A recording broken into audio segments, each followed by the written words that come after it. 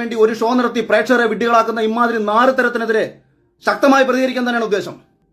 അത് എനിക്ക് ഇന്ന് ഇത്രയും വൈകാരികമായി ഞാൻ പ്രതികരിക്കാനുണ്ടായ കാരണം ഒരു ചെറുപ്പക്കാരനെ ആ ഷോയിൽ മികച്ച രീതിയിൽ പൊയ്ക്കൊണ്ടിരിക്കുന്നത് പ്രേക്ഷകർക്ക് എനിക്ക് തോന്നിയല്ല കേട്ടോ. ഞാൻ പറഞ്ഞത് പ്രേക്ഷകർക്ക് ഇഷ്ടപ്പെട്ട സിബിൻ എന്ന് പറയുന്ന ഒരു ചെറുപ്പക്കാരനെ ആ സീസണിൽ നിന്ന് പുറത്താക്കാൻ വേണ്ടിയിട്ട് നാറിയ കളികൾ കളിക്കുകയും അവനെ വിളിച്ച് ഭീഷണിപ്പെടുത്തുകയും അവനെ മാനസിക രോഗിയാക്കി ചിത്രീകരിക്കാൻ ശ്രമിക്കുകയും ചെയ്ത ഇവന്മാർക്കെതിരെ പിന്നെ പ്രതികരിക്കണ്ടേ?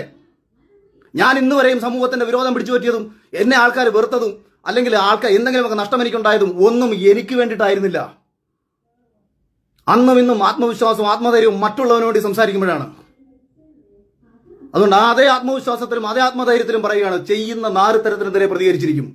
അത് ചാനലിനോടോ എനിക്ക് നന്ദി പ്രേക്ഷകരോടാണ്.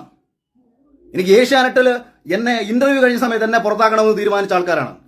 എന്നെ ആരാണോ ഈ കഴിഞ്ഞ സീസണിൽ എടുക്കരുതെന്ന് വിചാരിച്ചാൽ അയാൾ ആഗ്രഹിച്ച ആൾക്കാരാണ് റോബിനെ പുറത്താക്കണമെന്നും സാബുവിനെ പുറത്താക്കണമെന്നും രജത് കുമാറിനെ പുറത്താക്കണമെന്നും.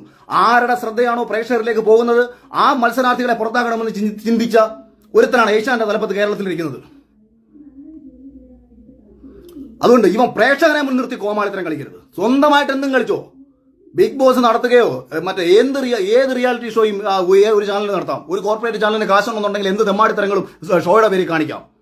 പക്ഷെ പ്രേക്ഷകരുടെ നിർത്തിക്കൊണ്ട്, ഇതൊരു ജനാധിപത്യ രാജ്യമാണ്. വോട്ട് ചെയ്യുന്ന ഒരു പ്രേക്ഷകനെ കോമാളിയാക്കിക്കൊണ്ട് ഇത് വോട്ടടിസ്ഥാനത്തിൽ ഒരാളെ പുറത്താക്കും. ഞാൻ ഇപ്പോഴും പറയുന്നു, വോട്ട് എന്ന് പറയുന്നത് തന്നെയാണ് ബിഗ് ബോസിന്റെ അടിസ്ഥാന നയമെന്നാണ് 100% നിലവിൽ ഇതുവരെയും ഞാൻ വിശ്വസിക്കുന്നത്. കൃത്യമായ ഓഡിറ്റിങ്ങും കാര്യങ്ങളും ഉണ്ട്, അങ്ങനെ തന്നെയാണ് പോകുന്നത്. പക്ഷേ പ്രേക്ഷകരെ കോമാളിയാക്കി കൊണ്ടുപോവുകയാണ്. അതിനെതിരെ പറയാൻ തന്നെയാണ് തീരുമാനം. അതിനെതിരെ പറയാൻ തന്നെയാണ് ഒരിക്കൽ കൂടി ലൈവിൽ വന്നത്. രാവിലെ ഞാൻ കുറച്ച് ഒഴിവാക്കി വിട്ട വിഷയമാണ്. ഇത്രയും അടിച്ചാവർത്തിച്ച് പറയുന്നത്. ഇനി ബാക്കി ഏതെങ്കിലും യവന്മാർ പൊങ്ങി വരട്ടെ.